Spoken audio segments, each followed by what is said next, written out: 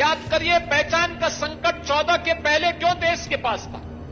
इसलिए था क्योंकि पहले की सरकारें विरासत पर नहीं, भारत की विरासत को कोसते थे। वे कहते थे राम और कृष्ण तो पृथक हैं।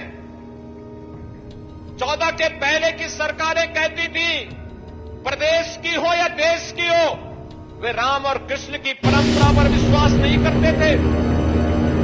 वे भारत की ज्ञान की परंपरा को कोसते थे।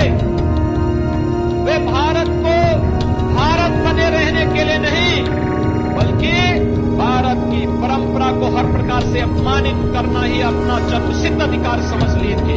और यही कारण था भारत की आस्था उनसे लगातार बढ़ती जा रही थी। लगातार भारत के लोगों के मन में एक असंतोष उनके प्रति व्याप्त हो रहा था। लेकिन 14 के बाद बदले हुए प्रवेश में भारत माता के एक महान सपूत के हाथों में भारत की सत्ता आती है और मोदी जी ने विरासत और विकास का बेहतर समन्वय के माध्यम से जब भारत को आगे बढ़ाना प्रारंभ किया, आज अयोध्या में राम मंदिर का निर्माण भी होता है।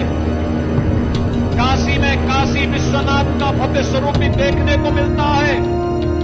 प्रयागराज में महाकुंभ के दर्शन देश और दुनिया को होते हैं। मथुरा और वृंदावन सज और संवर रही है। हर मठ और मंदिर में एक नई और सबको दिखाई दे रही है, एक नए उज्जवल भविष्य की ओर, आशा भरी निगाहों की ओर विरासत की परंपरा हम सबको पूरे देश के अंदर नजर आ रही है। बहनों और भाइयों, अपनी उसी विरासत को आगे बढ़ाने के क्रम में भारत की ज्ञान की इस परंपरा के बारे में अगर जाना है तो हमें वेदों को देखना होगा। उपनिषद ज्ञान के भाव भंडार है। दुनिया अभी तक जहां पहुंच नहीं पाई है, विज्ञान जहां पहुंच नहीं पाया है,